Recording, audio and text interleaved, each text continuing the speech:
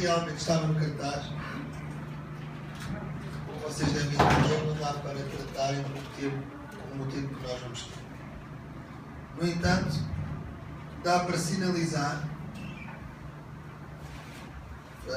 mostrar umas dicas, deixar umas pontas para vocês puxarem. Amém? Amém. E eu penso que é oportuno no contexto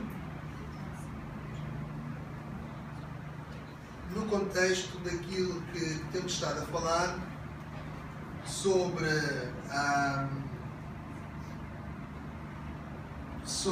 adoção, sobre a filiação, sobre sermos filhos de Deus,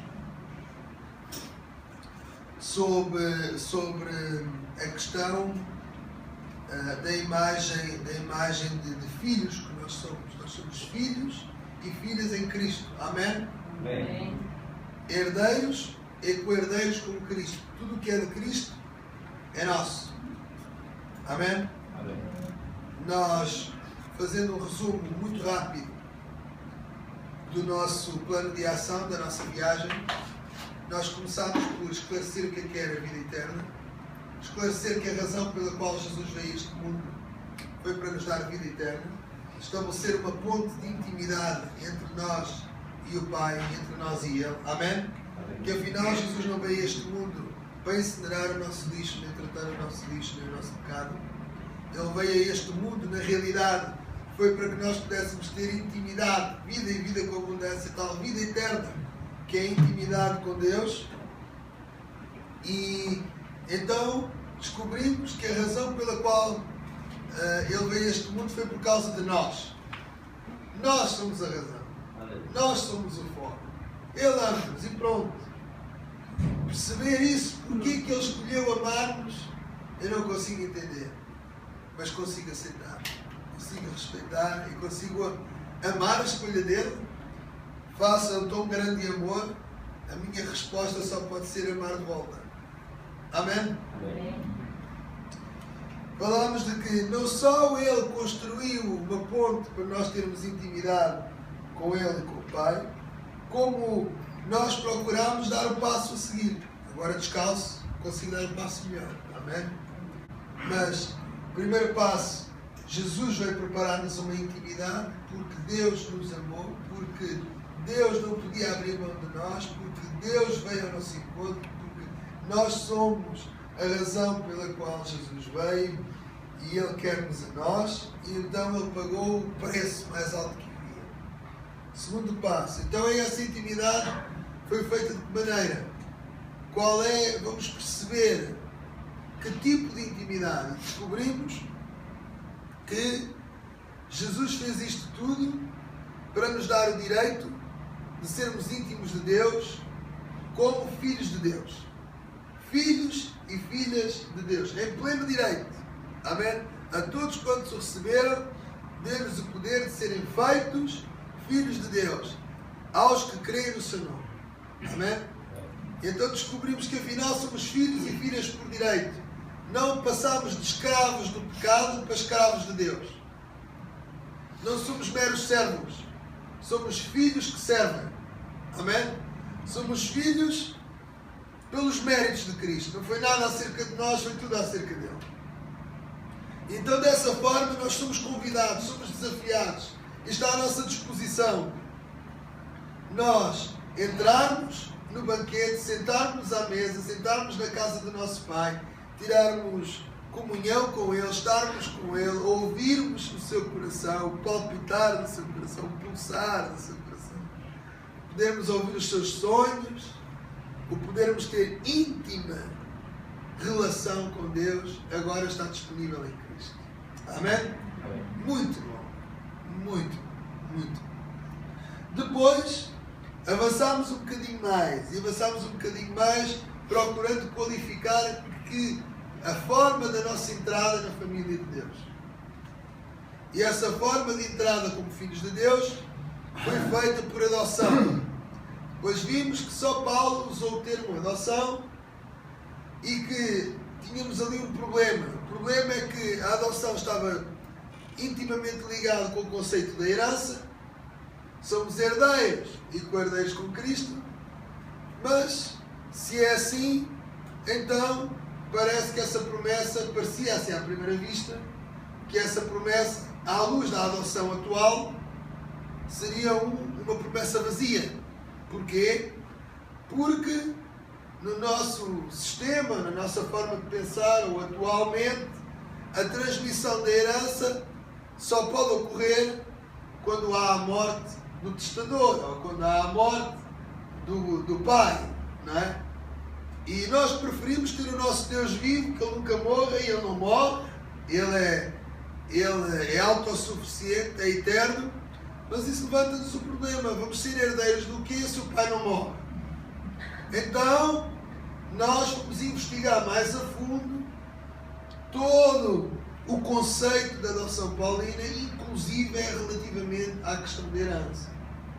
E descobrimos que, como filhos, nós somos constituídos filhos por uma adoção muito especial, que é uma adoção exatamente para a herança, que no tempo de Paulo, que é usada como figura daquilo que acontece connosco em termos espirituais, é uma metáfora, e que, como tal, essa adoção, essa figura de mudança de posição, ela acontece mediante um pagamento, um resgate, que é pago pelo pai. Portanto, inicia pela vontade do pai, o pai quer adotar, o pai quer que nós sejamos filhos, e o que é que ele faz?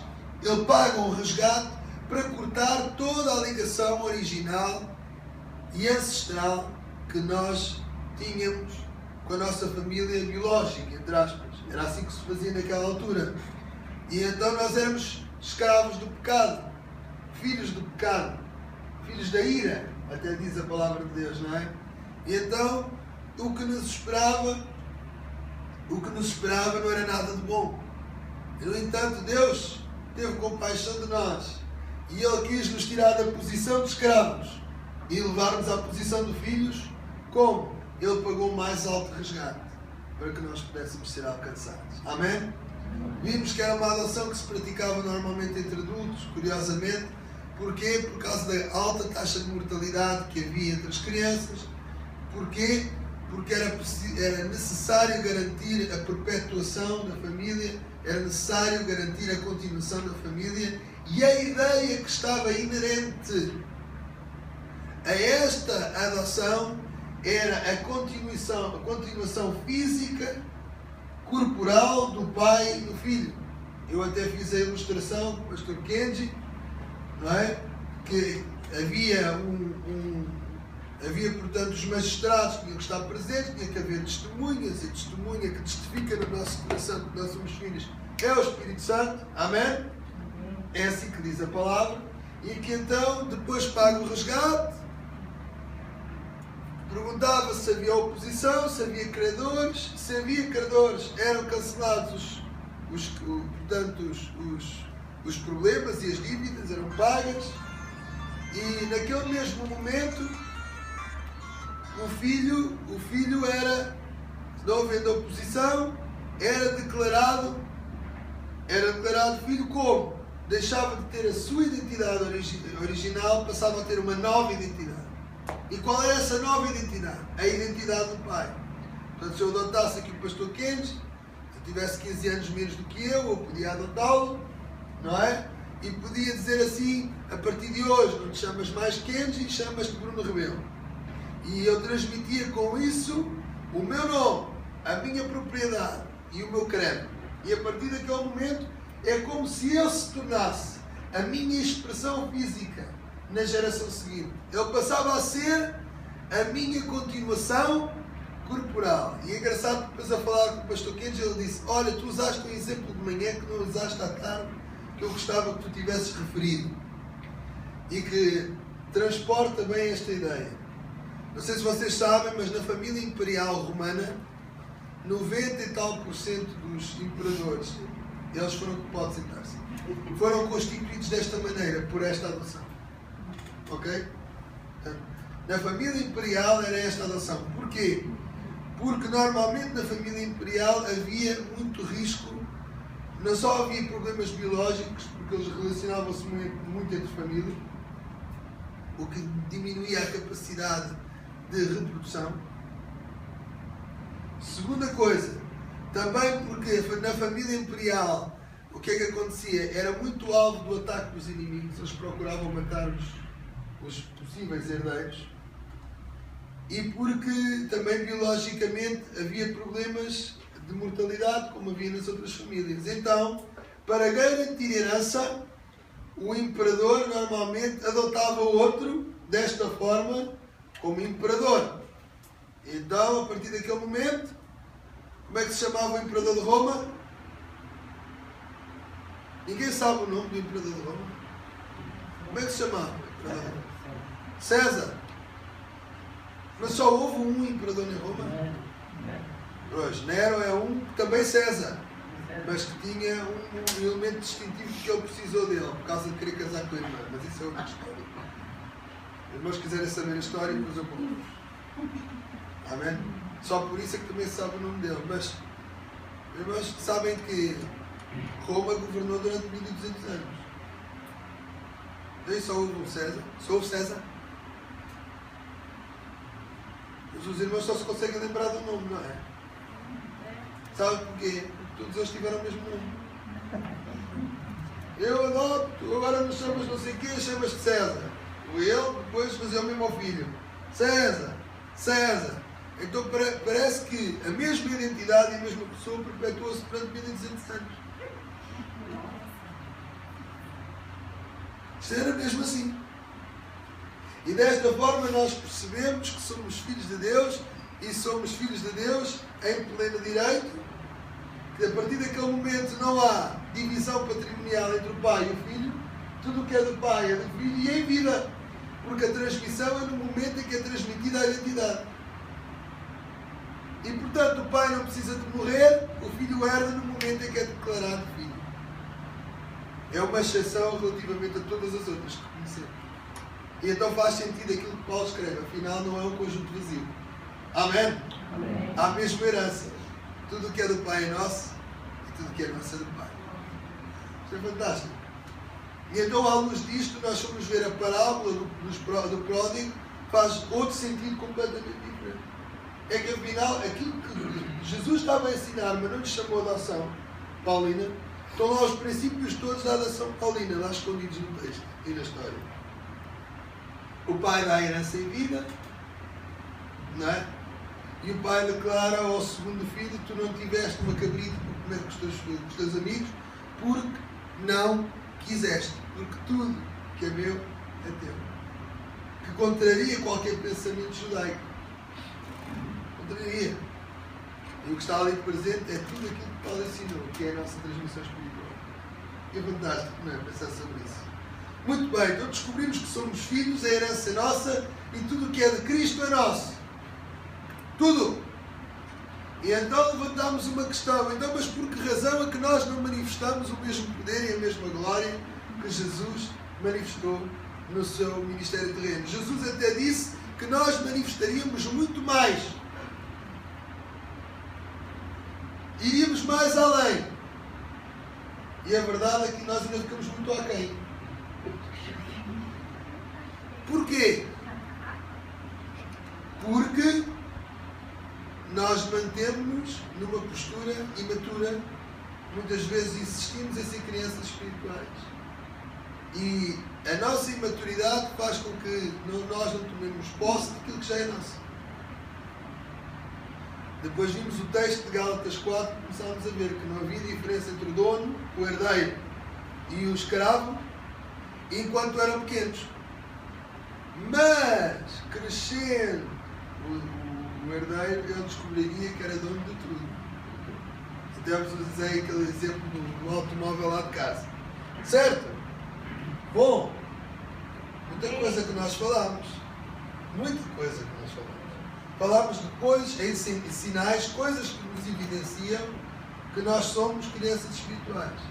E uma é uma vida de pecado, falámos há pouco sobre isso, e outra é a mentalidade legalista, orgulhosa, uma mentalidade de salário. Fazer para ter e não fazer porque já somos. É uma diferença muito grande. E agora, se nós quiséssemos continuar ainda mais à frente, e vamos só dar uns toques sobre o assunto, como eu vos disse na sessão anterior, Paulo é especialista em usar imagens. Ele adora, ele é colorido. Colorido. Ele não traz apenas um conceito, ele pega nesse conceito e multiplica imagens sobre o conceito para nos dar cor, textura, profundidade. Sabe porquê? Porque muitas vezes as cartas de Paulo substituem a ele próprio, porque ele passou muito tempo preso. Então, como ele não podia visitar a igreja, ele tinha que entregar à igreja uma carta que falasse mais do que apenas algumas palavras e conceitos, mas lhes desse cor, lhes desse profundidade, lhes desse cheiro, para que quem estivesse a ler as cartas tivesse uma experiência completamente diferente e transsensorial. Nós falámos até na sessão anterior sobre o sacrifício vivo, que à primeira vista, se nós lermos sacrifício vivo e não pensarmos um bocadinho no que está lá e não formos investigar, não descobrimos que aquilo que está presente é um cordeiro no altar a queimar-se, a agonizar-se, o sangue, o cheiro, aquilo tudo, e que sacrifício vivo significa, afinal de contas, ter sempre alguma coisa por queimar. É um queimar contínuo, uma combustão contínua. É uma entrega contínua, porque se não for entrega contínua, apaga-se o sacrifício. Não há nada por queimar, apaga. Não é? Muito interessante. Não sei se é muito interessante para vocês, mas eu sou fanático por a ir a fundo e a tornar-me especialista na linguagem paulina. Tenho muito para trabalhar, especialmente na área das metáforas, que são as imagens. E então, relativamente a tudo isto que falámos, da filiação, de sermos filhos, então Paulo apresenta-nos um conjunto de imagens, muitas imagens, das quais eu separei aqui 12 especiais, 12 principais que ele refere mais que uma vez. Ele também tem um álbum inteiro sobre liderança. Nunca mais acaba o álbum. O homem, pronto, gosta de trazer fotografias. Ele é versátil, aleluia. Ele lá faz como é que é? A história aos quadradinhos. E quadrinhos. Nós é mesmo banda desenhada. São bandas, história em bandas, mas desenhadas. Lá no português de Portugal. E então ele qualifica a liderança de várias maneiras. Quer ver um exemplo? Há um texto em que ele diz que nós somos embaixadores. Embaixador? Esta palavra é uma figura ou não? Sim ou não? Sim. Os irmãos são brasileiros. Brasileiros. Glória a Deus. Aleluia. Lá na Assembleia, quando os pastores brasileiros lá na Assembleia, como deve ser tanto aqui na Assembleia de Deus, é aleluia. Glória a Deus. Mas isso aqui é também. Mas é engraçado. Às vezes gozam connosco, também brincam um bocadinho connosco também, não é? Vocês também dizem Portugal. Português de Portugal. Eu já percebi, brincamos um bocadinho, mas brincamos, não vão brincar, não tem nada de mal, não é? Embaixador. Há um embaixador do Brasil aqui no Japão, correto? Há a diplomacia brasileira aqui no Japão. Até se calhar deve haver mais do que um embaixador. Deve haver embaixador e cônsul. Correto? E o que é que faz o embaixador? O embaixador é um representante do outro reino numa terra estrangeira. Ou seja, o embaixador é aquele que defende os interesses de uma determinada nação numa nação estrangeira, numa nação estranha. E Paulo, quando diz que nós somos embaixadores do reino de Deus, nós estamos num reino que não é o reino de Deus. Estamos aqui no mundo que jaz no maligno. E nós estamos aqui como os diplomatas, aqueles que defendem os interesses do reino. Aleluia. Amém. Estamos numa terra estrangeira. Mas continuamos a reger-nos pelos princípios e pelas regras da nossa nação. Por isso é que tem os passaportes diplomáticos e eles, dentro da embaixada, que se aplica, qual é a lei? É a lei do país a ser representado. Vocês sabem disso? Se matarem uma pessoa fora dos muros da embaixada do Brasil no Japão, aplicam a lei japonesa, basta vocês estarem dentro dos muros ou das paredes da embaixada brasileira, aplica-se a lei brasileira. É como se fosse quase que um território, aquele lugar da embaixada é um território onde, embora fora do território da nação, é um território onde se aplica as leis dessa nação. Amém? A igreja também está aqui, e aqui dentro deste espaço, desta comunidade, deve-se aplicar as regras e as leis de Deus, os princípios de Deus, e não os princípios do mundo, nesta comunidade. Porque aqui é a embaixada, onde estão os embaixadores a serem treinados, a receberem instrução da parte do nosso Rei e Senhor, para depois sairmos daqui e representarmos o Reino. Não estou a perceber a ideia? É ou não é uma fotografia? É ou não é uma palavra imagem? É ou não? Sim.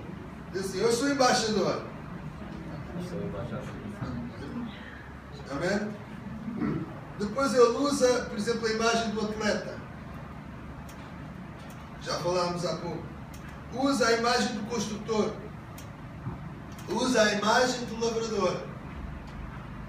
Usa a imagem do louco. Para a liderança. Estranho, não é? Mas tem um determinado contexto. Perceber? Do pedagogo. Ou ensinador. Scam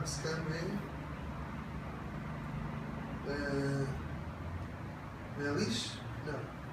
Scam of the wall. Scam. Bom, agora tenho que ir ver a tradução para português. Scam. Depois temos servo. Temos o do soldado, não é? Até em Efésios 6 diz que nós devemos colocar as armas todas espirituais, e depois ele começa a usar montes de imagens para qualificar as nossas armas espirituais. É o escudo da fé. Não é? Não? É a espada do Espírito, não é? É o cinto da verdade, é a couraça da justiça. Não se esqueça, não há nada para proteger as costas. É sempre diferente. Nada de voltar atrás. Não é? Interessante. Mas há muitas coisas interessantes. Tudo imagens, tudo imagens. Paulo traz ao cor e tal. Bom, se eu soubesse máquina fotográfica na altura de Paulo, eu já sei, as cartas dele eram fotografias. Fantástico, não é? Mas ele traz-nos estas fotografias mentais. E depois há duas que eu considero, não é? Há duas que eu considero que são imagens organizativas, ou seja, todas as outras são com pequenas explicações ou ramificações destas duas, que organizam tudo. E uma delas é dupla, e é a dupla que nós vamos falar, ok? Quais são as imagens? É a imagem do pastor, shepherd, e é a imagem do parent, ou do pai, mas que é dividida em dois. Paulo apresenta-se como líder diante da igreja e ele diz: eu fui como que um pai para vocês. E a certa altura ele apresenta-se à igreja aos Gálatas, à igreja da Galácia. Ele fundou aquela igreja, apresentou a mensagem do Evangelho, e depois, quando recebe notícias sobre aquela igreja, vê que eles estão a voltar outra vez para o legalismo. Então Paulo, quando escreve, diz assim: vocês já estão a voltar outra vez para os movimentos deste mundo, para o legalismo. Já estou a sentir de novo as dores de parto por vocês. Quem é que sente dores de parto? É o pai? É a mãe. Então, a figura de parental, Paulo apresenta a liderança cristã com uma metáfora organizativa que é a figura parental. Paulo é pai e Paulo é mãe. Amém? Amém. Nós estamos a interromper, pois não? Espero que não. Vamos ver o texto sobre isto. Se nós estão prontos. 1 Coríntios 4, 14 a 16. Então nós vemos que a imagem parental que Paulo traz à cena da liderança, quando ele fala sobre liderança. Aliás, um bom aqui, agora isto é mais, o pastor Kenji que vai registrar isto, de certeza que não vai dar uma volta nisto. Todo este capítulo está cheio de imagens, todo. Mas a dominante é esta que manda nas outras todas. Depois vou ver colocar lá várias seguidas. Acho que o Scam está lá também, em inglês. Então, mas esta é que é a forte, aquela que é motivacional. E o que eu quero falar com os irmãos hoje é qual é a nossa motivação na liderança. Eu espero que todos nós ontem tenhamos ouvido o desafio, e o desafio era o de assumirmos uma postura de crescermos espiritualmente, de deixarmos a meninice, deixarmos o pecado.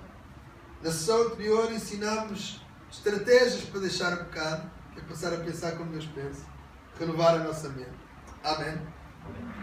E então deixar o pecado, deixar o espírito legalista, uma mentalidade legalista, e passarmos a enchermos do pensamento de Deus, viver o pensamento de Deus, intimidade com Deus, ir a fundo com Deus, porque nós queremos nos tornar em filhos adultos. Amém? Amém. O irmão que está ao teu lado diz assim: Deus quer que tu sejas adulto. Amém? E ser adulto espiritual, só os adultos podem gerar crianças.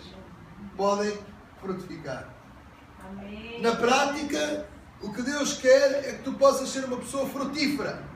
E Deus então vai-te confiar. Deus vai-te confiar os direitos, aquelas responsabilidades que já são tuas. Mas tu tens que demonstrar responsabilidade.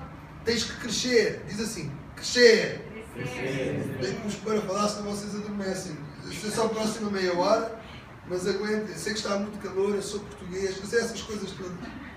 Amém. Quero ver se vos ajudo. Então, irmãos, sabe o que a igreja é? A igreja devia ser um espaço em que nós temos o Pai espiritual, sabemos que somos filhos em pleno direito, agora com a mesma identidade que o Pai. Portanto, nós somos a continuação física do Pai, e o que Ele pretende é que nós possamos crescer e ser adultos, de maneira que nós possamos ajudar o Pai a gerar e a quê? E a tomar conta e a levantar novos filhos, gerá-los, ajudá-los a crescer. Para quê? Quando eles se tornam adultos, eles próprios começam a gerar outros e a cuidar de outros. E isto é que é a igreja. Amém? Amém. E isso está muito claro neste texto que nós vamos ler. Quem lê para nós? 1 Coríntios 4, 14 a 16. Amém? Bem alto, alto e bom som. Não vos escrevo essas coisas para vos envergonhar. Pelo contrário, para vos admoestar como os filhos meus amados. Porque, ainda que tivesse milhares de perseguidores em Cristo, não direis, um filho de muitos pais. Pois eu, pelo Evangelho, vos gerei em Cristo Jesus. Admoestai-vos, portanto, e que sejais meus imitadores. Amém. Até aqui. Então, alguém tem outra tradução? Em vez de perspectores, essas estão mesmo muito brasileiras. Instrutores, ensinadores. Vocês podem encontrar até uma versão que diz que é esta que eu tenho aqui. Podemos encontrar até 10.000 ensinadores, mas poucos pais. Sabe o que é que está em falta no reino de Deus? Não é ensinadores, é pais. Oh, meu Deus, é verdade. Não é assim? Os pais também ensinam, mas nem todos os ensinadores são pais. Amém. Sabe porque é que eu ontem preferi estar aqui convosco e ministrar a vidas que estavam aqui, que eu sabia que havia necessidades específicas e que havia palavras específicas para trazer aquelas, especialmente às últimas duas moças, só no flanco da manhã, não é? Sabe porque é que eu decidi isso em vez de almoçar aí? E olha, paciência, eu arrastei toda a gente que estava comigo, ninguém almoçou, toda a gente foi ao Combini buscar uma sanduíche e comer pelo caminho. Sabe porquê? Porque mais importante do que eu comer era eu impactar com a ajuda de Deus, ou deixar que Deus me usasse para impactar a vida daquelas moças.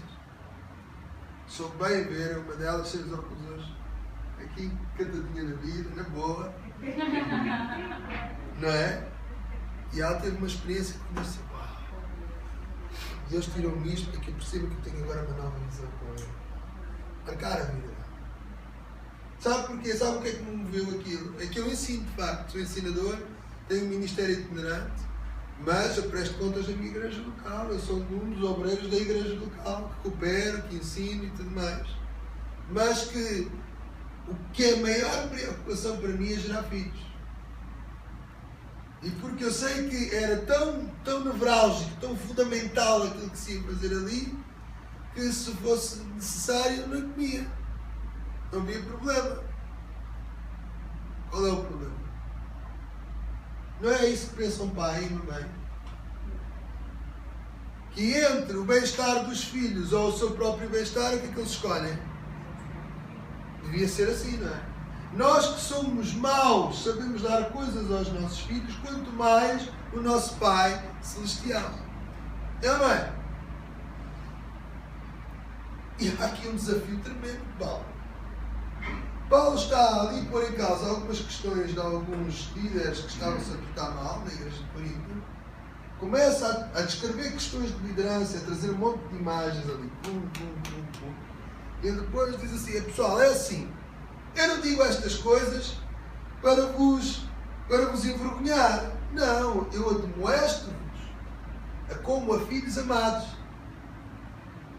Temos estado sempre a falar de filiação, certo? E então, ele diz, porque ainda que tivesses 10.000 ensinadores ou aios em Cristo, não terias contudo muitos pais, porque eu pelo Evangelho vos gerei em Jesus Cristo. Eu sou o vosso pai.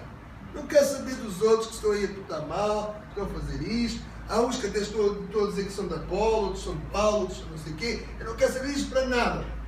Eles até podem haver bons ensinadores e Deus usa todos, mas eu sou o vosso pai. É fantástico isto. Olha aqui um exemplo do que é esta metáfora que acabamos de falar. Ela começa a chorar, o bem-estar dela, mais importante. Vamos lá tratar. Se calhar está a chorar, quer beber, quer comer, quer... E começa a chorar e a mãe está ali toda a noite, acordada. Cuidado.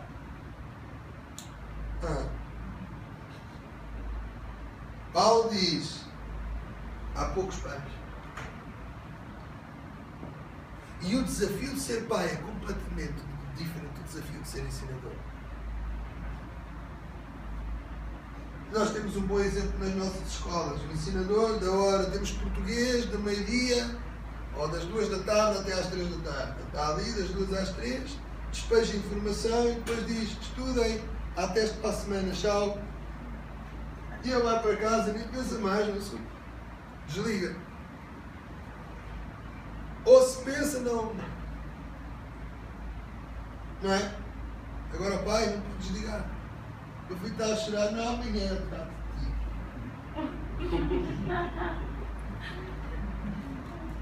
É?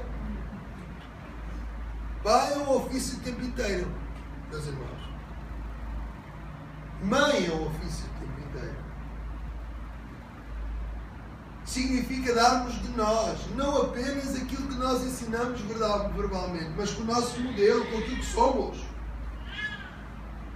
O desafio de sermos pais e mães dentro da casa de Deus é um desafio totalmente diferente de ser ensinador. E eu vou-vos até dizer aqui assim uma coisa à parte, um segredo, não tem problema, os irmãos podem dizer a toda a gente, não tem problema. de ensinar, em termos de púlpito, preparar um bom sermão e uma boa mensagem, irmão, é a parte mais fácil da questão. Tenho a certeza que o que consome mais a cabeça do vosso pastor não é a mensagem do domingo. Ainda que dá trabalho, ainda que se procura preparar o melhor, mas sabe o que é que consome a cabeça dela? Os vossos problemas, as vossas inquietudes, é o aconselhamento, é o ser um modelo para vocês, é a oração para vocês, é o jejum para vocês, é quando está a programar as coisas e planear. Temos falar deste conceito, está a haver esta necessidade ali, comentar aquela necessidade. Isto é tudo muito mais cansativo, retira muito mais energia de nós do que propriamente o ensinar. Amém?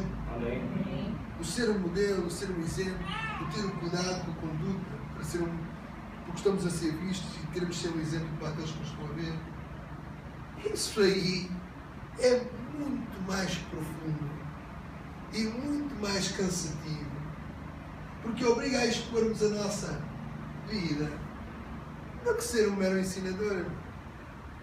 E Deus não quer meros ensinadores. Isso há 10 mil. Aí aos trambolhões. Vocês usam a expressão aos trambolhões. Nós usamos em Portugal. E aos trambolhões. Não falta. De todo o tipo. Das várias correntes teológicas.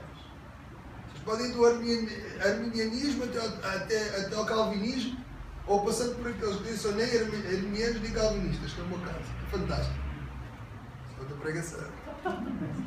Amém? Ok? Tudo, pode passar por tudo quanto é lado. Agora, gerar filho. E agora só cá para nós, essas coisinhas pequeninas que Deus nos confia, são também cá uns ensinadores para nós. Há coisas que tu só aprendes no momento em que começas a gerar. Sai aquela coisa a cheirar toda linda. Se pega nela a primeira vez, eu lembro que o meu filho mudou logo a minha visão toda. Até ali, se calhar, até tinha alguns posicionamentos, às vezes até gastos e tudo mais, às vezes supérfluos, um bocado egoístas ou orgulhosos, ou seja o que for. No momento em que eu tenho uma criança no meu colo, começo a pensar num bebê indefeso que está à minha responsabilidade. Que responsabilidade! Eu olho para aquilo e depois cada cêntimozinho para. Pois, é para dar isto, cuidar dele naquilo. Não. Muda ou não muda a vossa perspectiva de vida? Se muda. Irmão, há coisas que tu só vais crescer na tua vida cristã no dia que tu decidires ir a fundo na tua vida de intimidade com Deus. E a partir de ir a fundo na tua vida de intimidade com Deus, te dispores a marcar e a ser pai e mãe na vida do outro. Tu venhas cá com histórias. A partir desse momento mudas logo. Começas a sentir os problemas dos outros e começas a dizer, afinal, isto de ser pai e mãe, o que é que isto vem sem instruções? Não é? Quando a gente pega naquele pequenininho, ele vem sem livro, sem manual de instruções, começa a chorar e a gente fica naquela. É fome, é sono, é porque estás sujo, é porque. Bom, vamos ver o sujo. Sujo não é. Opa, é fome. Vamos ver a fome, vamos ver o sono. Pode ser tanta coisa. Ouça, vem sem manual de instruções. Não é? Só os chegamos, só os expondo, só o que nós vamos perceber. E aprende-se nesse processo. Nós até nos tornamos mais adultos no momento em que nos tornamos pais. É verdade ou não é verdade? Então o caminho a seguir é quando começas nesta epopeia, nesta viagem do teu crescimento enquanto filho, deixar o pecado para trás, mudar a tua forma de pensar, de encheres a tua mente com os pensamentos de Deus, intimidade com Deus e tal. Está no momento a seguir, tu queres crescer e assim, ok, pastor, o que é que eu vou fazer para gerar pessoas? No que é que eu posso ajudar a gerar outros? Ajude-me. Há aqui áreas e processos da minha vida ainda para acontecer, ajude-me. Arranje-me alguém para me gerar. Eu quero gerar outros. Eu quero crescer. A melhor forma de crescermos é tornarmos pais e mães. É termos o coração de pais e mães. E o desafio do apóstolo não dá hipótese. É que ele diz assim, meus amigos, 10.000 ensinadores para um pai. Isto é a realidade no reino, mas isto é que faz a diferença toda. Eu tenho autoridade para vos falar porque sou vosso pai, eu vos gerei. Quanto a isso, meus amigos, e ele sabia o que estava a dizer. E a seguir diz assim, e a seguir, que é fantástico, no contexto de liderança, Paulo diz assim: porque eu, pelo Evangelho, vos gerei em Jesus Cristo, admoesto-vos, pois, a que sejais meus imitadores. E logo a seguir, que é por causa das coisas, começa logo a dizer assim: por causa disso vos mandei Timóteo, meu filho amado, que eu gerei. Eu sei gerar filhos. Fiel ao Senhor, o qual vos lembrará os quê? Deixa lá o que está escrito. No grego está os meus caminhos. Também não é o caminho de Cristo. Não, é que o caminho de Cristo, o caminho de Deus já era tão de Paulo que ele dizia os meus caminhos. Há uma certa altura que Paulo, numa das cartas, diz assim: o meu Evangelho. Mas é o Evangelho de Cristo, é dele. É dele porque ele já tomou propriedade dele e ele é igual ao Pai. Se estão a perceber a ideia? Eu fui filho por adoção, eu sabia que era filho por adoção, um filho adulto, gerava outros filhos, já tinha a mesma identidade que o pai, chamava-se com o meu mesmo nome, eu dizia: é o meu Evangelho. Faz sentido? Ou não? Tu tornou-se tão a forma de Paulo viver que ele já nem dizia o Evangelho de Cristo, dizia o meu Evangelho. Que era o quê? O de Cristo. Uau! Paulo um desafio. É fantástico. Scam é escolha. Eu estava a ver aqui a tradução. Ok. Por esta causa vos enviei a Timóteo, que é meu filho amado e fiel no Senhor, o qual é filho amado e fiel no Senhor. Isto só acontece, ele é meu filho amado, porque eu sou filho do Senhor. Eu imito o Senhor, ele imita-me a mim. É fantástico. Só isto já dava a noite toda disso. O qual vos lembrará os meus caminhos em Cristo. Os meus, mas que são em Cristo. Como é que Paulo se via? Paulo não se via como um pecador à procura de salvação. Nem um pecador salvo pela graça. Não, ele via-se como um filho que às vezes pecava.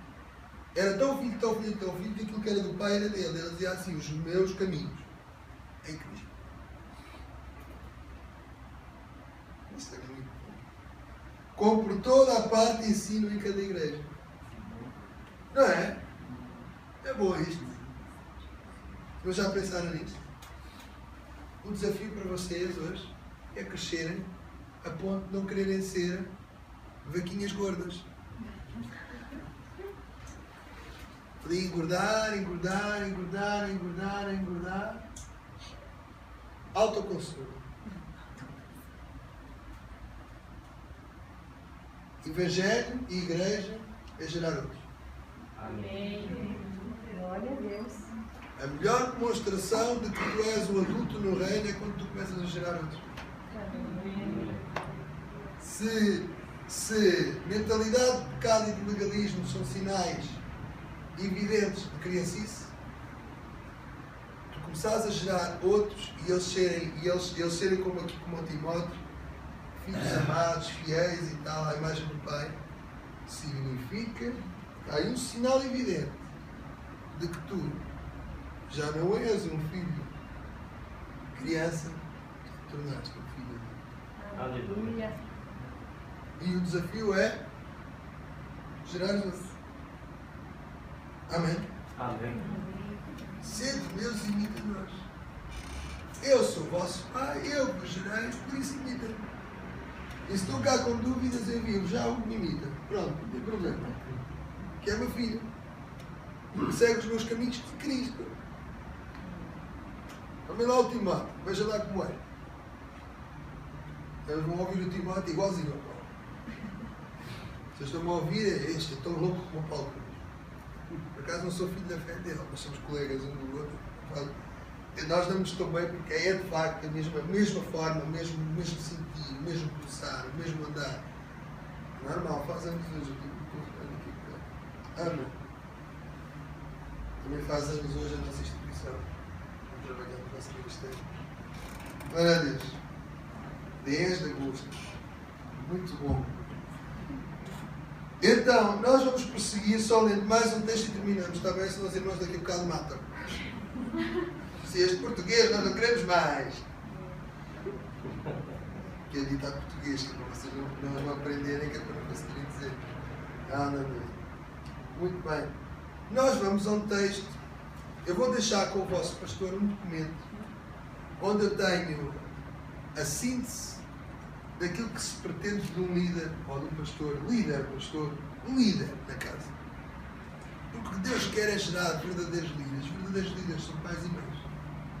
E tu podes ter um título ou não ter um título, mas podes, com ou sem título, seres um filho adulto. Que gera outros. E se fores um filho adulto que gera outros, eu tenho a certeza, que eu conheço a família pastoral que está aqui nesta casa, já deu para perceber, para sentir o fruto deles e tudo mais. Eu tenho a certeza que eles são os primeiros a querer te reconhecer como tal. Se tu demonstras, se tu vives, se tu és adulto no reino, se geras outros, eu tenho a certeza que se eles são os primeiros a dar-te a atitude. Assim, já estás a fazer sem ter espaço, toma lá o espaço. Isso é o que é normal. Não queres ser diácono, nem ancião se não fazes nada no reino. Antes de seres reconhecido diácono, ou diaconisa, Ministério Prático de Serviço. Antes de seres reconhecido como tal, é bom que tu já o desempenhes antes. Cuidado daquilo, está a fazer aquilo. Se querem saber a história da minha entrada no Ministério, eu não devia estar a falar isto, porque temos pouco tempo, isso é engraçado. Eu preguei a primeira vez, vocês veem, na lombada do meu. Na badana, aquilo chama-se em português badana. É a lombada do livro, aquela parte interior, em que diz que começou a pregar aos 14 anos.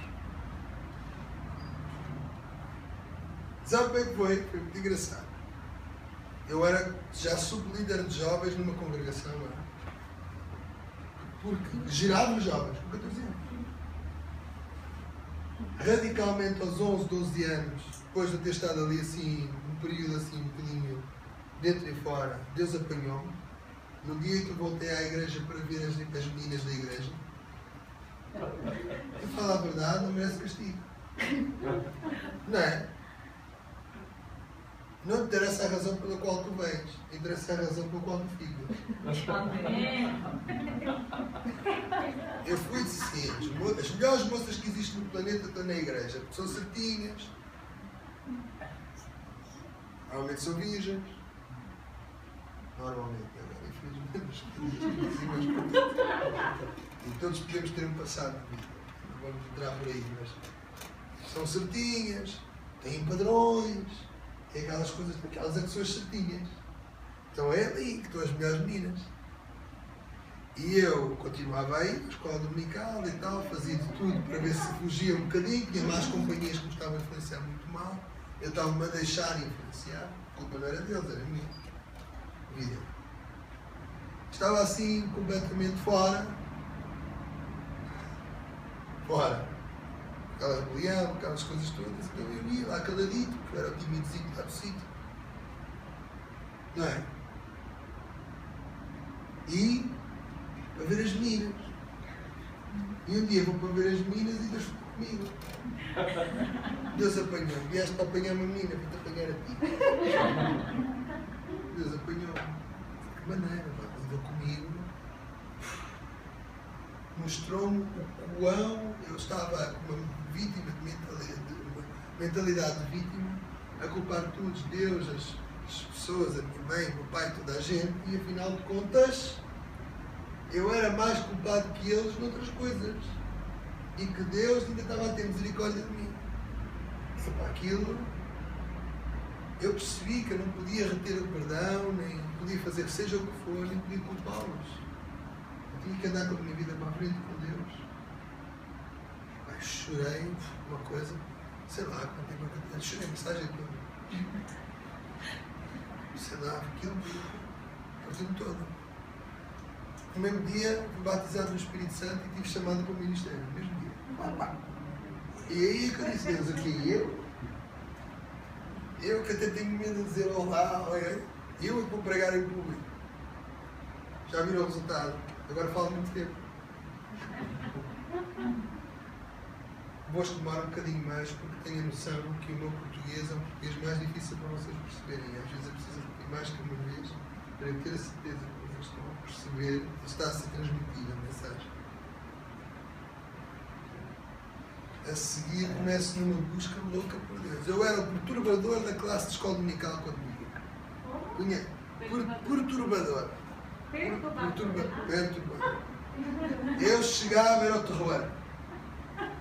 O meu professor, quando me via chegar, tinha as mãos assim à cabeça, por isso é que ele é quase careca. Tirava e vinham os cabelos agarrados na mão. Ele dizia assim, sério que ele vem hoje? Mas eu tinha uma paciência. E então havia mais outro que quando ia comigo, aquilo pronto. O nosso trabalho era dificultar a vida do homem. Deus tenha misericórdia. E fazíamos de tudo. Vou contar tudo ali. A partir daquele momento, até eu vi logo a diferença. Ao fim de 2 classes de escola dominical, fui falar com os líderes e tudo. O que é que se passa com aquele moço ali? E ele agora nem me deixa dar a lição fazendo perguntas. Falo sobre, leio o texto, eu disse, mas essa palavra não quer dizer não sei o quê. E aquilo ali? O que é que Paulo quer dizer com isso? E eu até tenho que dizer, espera, deixa-me dar a lição no fim. Responde. Uma sede, uma fome de Deus, uma coisa. Em casa de oração, em sala, mais galeria, devia dar para umas 500 pessoas. Era mais ou menos o que queríamos na altura. Estávamos a precisar de fazer obras. E eu começo a reparar que uma das coisas era as tubagens antigas, e usava-se assim os papéis de parede muito estranhos, assim como os alcatifas. E aquilo com o calor, de vez em quando, a casa de banho, que era lá da sala de culto, ao pé do corredor principal, aquilo às vezes uma pessoa passava e cheirava um bocadinho a casa de banho. Vocês sabem aquele cheiro de casa de banho assim? Eu comecei a pensar, isto não é bom. Isto não é bom, porque se eu não gosto, os outros também não devem gostar. E quando veio um descrente aqui, por melhor que fizesse, a pessoa da limpeza limpava e tudo mais, mas aquilo já os materiais eram. Já não roupas, graças a Deus. Bom, mas está bom aqui. Está mesmo bom. Mas eu pensei, não, tenho que fazer alguma coisa, porque isto é bom, ficar assim. Então logo descobri onde é que a senhora da limpeza fazia a limpeza. A irmã fazia a limpeza antes do culto começar e no fim, ela guardava lá debaixo daquelas escadas, lá da galeria. Havia uma salinha pequenina, onde ela deixava as coisas da limpeza. E eu comecei-me a sentar mais atrás. Então de X em X tempo, lá ia eu até à porta. Não chego. Sentava. Continuava o culto, voltava à porta. Chego. Limpava a casa de banho e voltava. Banheiro. Eu fiz aquilo sem dizer nada a ninguém. Porque achava que tinha que ser feito. Porque era melhor para mim, seria melhor para os meus irmãos. E era o melhor testemunho para quem fosse lá pela primeira vez. Normal. 12 amigos, 3 amigos. Aquilo é natural. Eu era sublíder de jovens numa das congregações, 14 aninhos, e tocava viola, e cantava, dirigia louvor e tudo mais. E havia um culto na congregação, naquela congregação, que era ainda distante da sede, que nós, os jovens, aqui íamos fazer a apresentação do louvor, das participações, era um culto de jovens, e depois o pregador no final se pregava. E eu escalado, só que nós começámos o culto e o escalado nunca mais chegava. Um problema qualquer no carro, uma coisa qualquer assim. Que não era distante, as comunicações não eram como nos diz de hoje. E comecei a ficar, mas eu estou. Esse homem não vai. vem este povo todo aqui e vai-se embora sem uma palavra. Bom, eu era o tímido da questão, mas era o subido. Começava de vez em quando a partilhar uma palavra com os jovens lá e começaram a gerar outros e essas coisas todas. Vamos falar em público e isso, quando é o grupinho de jovens pequenino, ainda ia. Agora o resto, também está. O homem não chegava, não havia mais ninguém a escalar. Se havia alguém que tinha responsabilidade ali naquela gente toda, era eu. Eu disse assim, se o homem não chegar, quem prega sou eu. Vai ter que ser. Eu digo. Várias vezes. Ainda hoje às vezes isso acontece. E lá o meu livrinho das mensagens, que já tinha umas mensagens e os apontamentos tirados. Olha, preguei o que sabia. Ministrei, ensinei. Preguei, mensagem assim simples, uma coisinha. Afinal, vamos nos embora. E eu, olha, espero que não leve a cabeça por causa disto. Tudo bem, amém. Ninguém disse nada. Só os irmãos, graças a Deus e tal, olha, tu jovenzinho. Umas semanas depois o pastor disse, olha, anda lá comigo, vamos fazer um culto ali, uma missão aqui próximo. Traz lá a viola, deixa-me ajudar e tal, para fazer o culto. Pastor, vamos lá. Viola, ombro, e venha. Chegamos lá à missão, eu perto para dirigir, o tempo de louvor, tocar, dirigir louvor, preparação, bom ambiente, espiritual. Depois passa do culto para ele, muito bem. E ele diz, bom, hoje temos um pregador especial. E eu sentado assim à frente, pregador especial e tal, e eu comecei a olhar para trás. Pensar assim. Eu pensar assim, quem será esse pregador especial? Sim, olha, de vez em quando ia àquela missa. Todas as pessoas que estavam ali eu conhecia. Deixa lá para vir. Arrumar um carro, alguma coisa, não sei. Temos aqui um jovem, há dias pregou numa congregação. O feedback que nós temos é que foi um tempo abençoado, foi uma boa palavra. Já vi que traz um livrinho ali com comportamentos, com mensagens. Portanto, agora quando o rebelde vai partilhar a palavra comigo. A sério, deixa eu ter dito isso. A sério. E aqui subi para aquele público, daquele dia. Lembro-me como se fosse hoje. A primeira mensagem foi sobre Salmo 50:15. Invoca no dia de angústia, te livrarei, te glorificarás. É na história, não é? E pá, tempo abençoado, tudo bem, e chegou ao final. Muito bom. Eu fiquei a saber mais tarde, que ele já sabia que andava a limpar a casa de banho. E ele deve ter juntado as duas coisas. Ele deve ter percebido, olha aqui um moço com 13 ou 14 anos, ninguém disse nada, ouviu uma necessidade, tratou da necessidade, resolveu. Aquela é uma necessidade, não é uma necessidade que nos dá popularidade. Limpar a sanita não dá popularidade a ninguém. Era feito de coração, não tinha que dizer nada a ninguém, está tudo bem.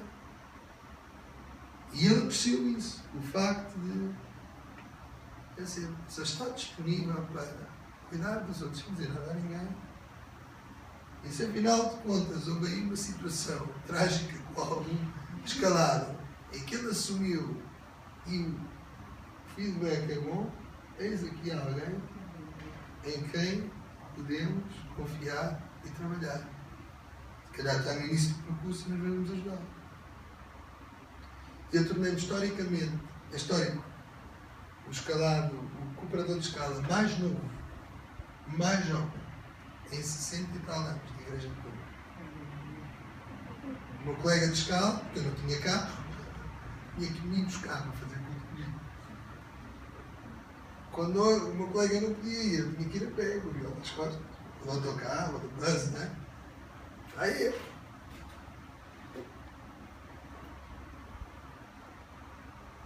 É preciso começar. É preciso estar disponível para ser alguém que será hoje.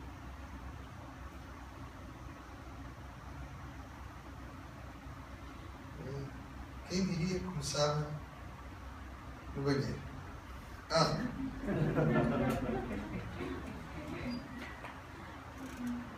Pois é. Interessante, não é? 1 Tessalonicenses 2, para terminar.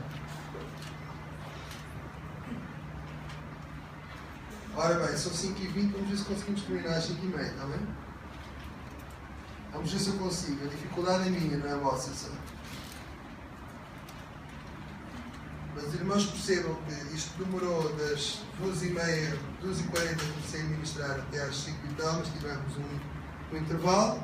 Era supostamente ser uma sessão, tivemos duas, mas tenho que ver que não dá às vezes para fazer melhor em termos da gestão do tempo. E olha, se acha que demorei muito tempo em alguma coisa, perdoem, irmãos. Eu ainda não consigo ser como Jesus, mas o apóstolo Paulo era assim. Paulo devia ser um pregador complicado. Às vezes ele pregava e diz que havia um sentado na janela, caiu lá para baixo e morreu. E aquilo era durante a noite, bem, eu gostava ao contexto. E depois Paulo parece que não aprendeu. Chegou ali abaixo, chegou lá, suscitou o moço, vamos continuar a pregar.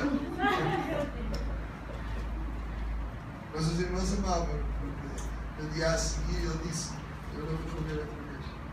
Não perceberam que não vai cantar. Diz que levaram-no até se despedirem dele com um choro. Fantástico, não é? Paulo tinha destas coisas. Ou detestavam ou amavam. Acontece exatamente a mesma coisa comigo. 1 Tessalonicenses 2, verso 7 em diante. Embora como apóstolos de Cristo pudéssemos ter sido um peso, fomos bondosos quando estávamos entre vocês, como uma mãe que cuida dos seus próprios filhos, sentindo assim tanta afeição por vocês. Decidimos dar-lhes não somente o Evangelho de Deus, mas também a nossa própria vida, porque vocês se tornaram muito amados por nós. Irmãos, certamente vocês se lembram do nosso trabalho esgotante e da nossa fadiga. Trabalhamos noite e dia para não sermos pesados a ninguém, enquanto lhes pregavam o Evangelho de Deus. Tanto vocês como Deus são testemunhas de que como nós portamos de maneira santa, justa e irrepreensível entre vocês os que creem. Pois vocês sabem que tratamos cada um como um pai trata os seus filhos, exortando, consolando, dando testemunho para que vocês vivam de maneira digna de Deus, que os chamou para o seu reino e glória. Também agradecemos a Deus. Vamos parar, já está bom, é isso. Amém? A tradução está ligeiramente diferente, mas tem o mesmo conteúdo. Amém? Amém? Amém? Paulo, no verso 7, apresenta-se como a mãe que cria os filhos. Não é? Sim. Eu não. Não está assim? Sim. Como uma mãe que cria os seus próprios filhos. Há uma tradução que diz uma ama que cria os seus filhos. Ora, uma ama que cria os seus filhos, se são seus os filhos, ela é quem? É a mãe. Isso é muito óbvio, não é? Como a ama que cria os seus filhos, ou como uma mãe que cria os seus filhos, é a mesma coisa, não é? Assim nós, a palavra do grego é mesmo mãe. Tropos. E diz assim, como uma mãe que criou os seus filhos, assim nós. E nós somos desafiados pelo apóstolo Paulo a sermos imitadores dele, como um pai que gera filhos. E aqui ele apresenta algumas características. Como mãe, que é em que ele se vê como uma mãe e em que ele se vê como um pai. E estas características têm que estar presentes no nosso ministério, enquanto cuidamos dos outros. Amém? Muito bem. Então, diz, antes fomos brandos entre vós como a mãe que criou os seus filhos, assim nós sendo-vos tão afeiçoados, de boa vontade quisemos comunicar-vos não somente o Evangelho de Deus, mas ainda as nossas próprias vidas, ou as nossas próprias almas, dependendo da tradução, porquanto nos eras muito queridos. Irmãos, aqui fala características da mãe, não é? Porque bem vos lembrais, irmãos, do nosso trabalho e fadiga, pois trabalhando noite e dia, para não sermos pesados a nenhum de vós, vos pregamos o Evangelho de Deus. Vós e Deus sois testemunhas de quão santo e justo e irrepreensivelmente nos havemos para convosco os que credes. Amém? Amém. Características da mãe. Como uma mãe gentil. Como uma mãe que cuida. Sermos cuidadosos. É uma característica. Como uma mãe que cuida. E com afeição. Está lá presente no texto. Que não vos demos apenas o Evangelho de Cristo, mas demos a nós mesmos, as nossas próprias almas. Sabe qual é uma das maiores características das mães que nós devemos ter no ministério? Quando geramos outros, termos a capacidade de nos darmos a nós próprios. Não apenas dar uma mensagem, mas darmos, rasgarmos, mostrarmos quem somos.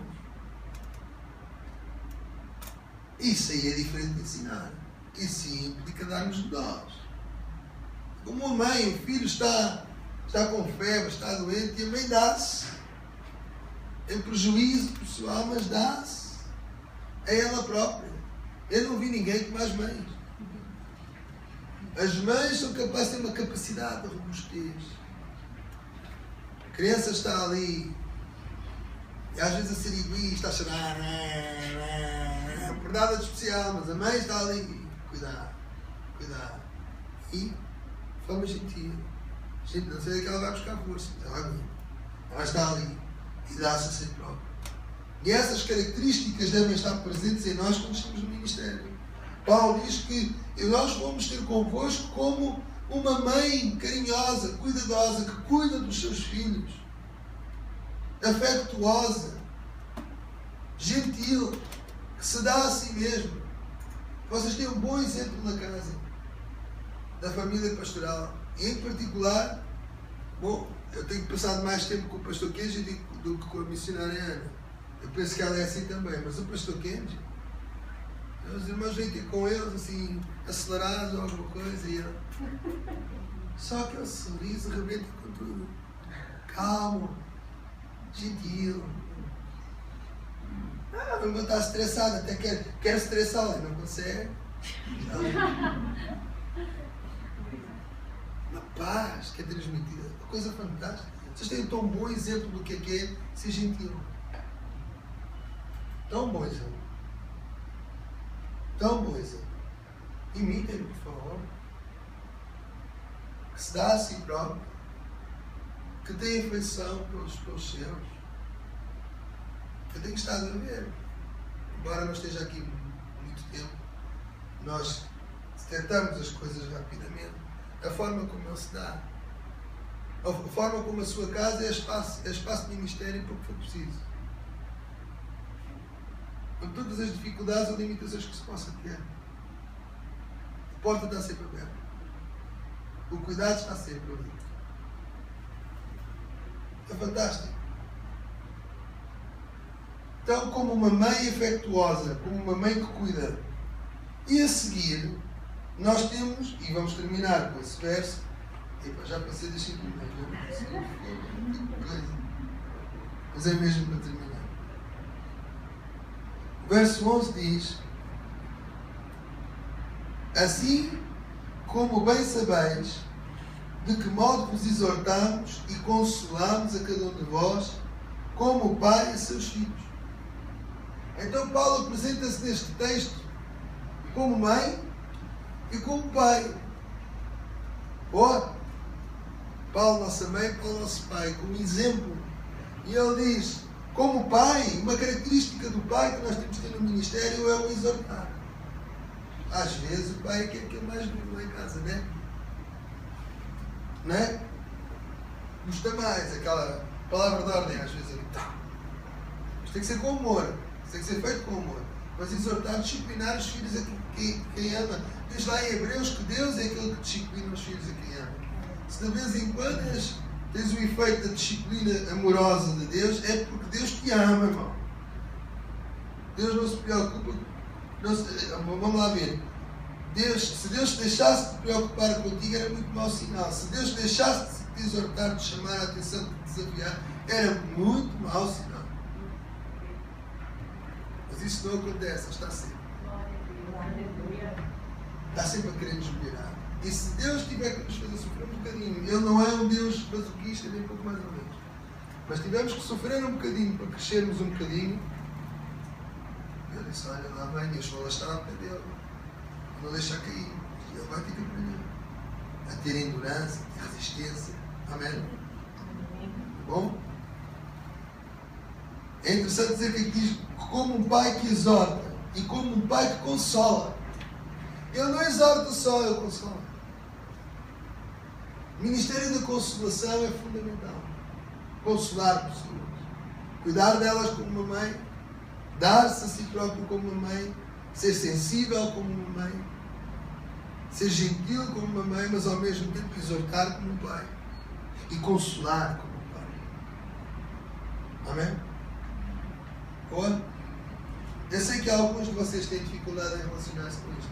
Porque eu sei que isto de ser pai e mãe não é fácil. E se calhar muitos de vocês tiveram maus pais e maus mães.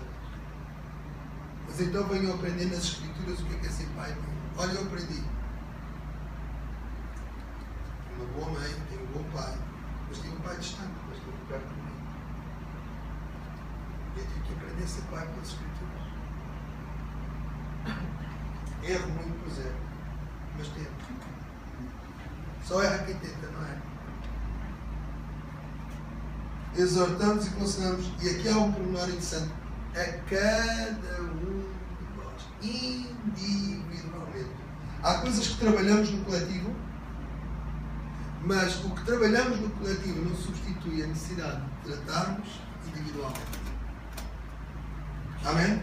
Por exemplo, uma coisa que está a acontecer muito errada nas igrejas muitas vezes é que tenta-se fazer um tratamento coletivo e depois, de alguma forma, se desleixa no tratamento individual dos membros. Mas que possa ser de outra forma. Possamos fazer tratamento coletivo quando é necessário, mas nunca descurar o tratamento individual. Para que vos conduzisseis dignamente para com Deus que vos chama para o reino, para o seu reino e glória. Depois há uma série de coisas que falam aqui. Mas vejam, Paulo apresenta-se em vários locais, como uma mãe e como um pai. E eu quero desafiar-vos a ficarem de pé neste momento. Fecharem os vossos olhos.